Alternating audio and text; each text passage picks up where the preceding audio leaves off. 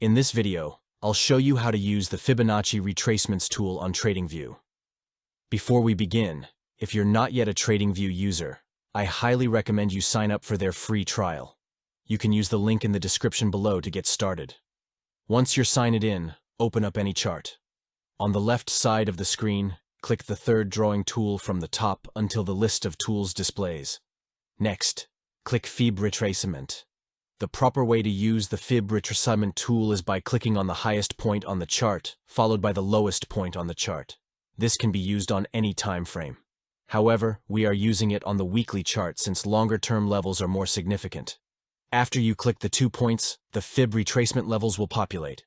The most important ones are the 61.8% and the 38.2%. The 161.8% level is important as well. If you draw the Fib retracements from top to bottom, you will see the upside 161.8% level. If you draw the Fib retracements from bottom to top, you will see the downside 161.8% level. That's it for this video on how to use the Fib retracement tool on TradingView. I hope you found it helpful and informative. If you did, please give it a thumbs up and share it with your friends. If you have any questions or comments, feel free to leave them below. Thanks for watching.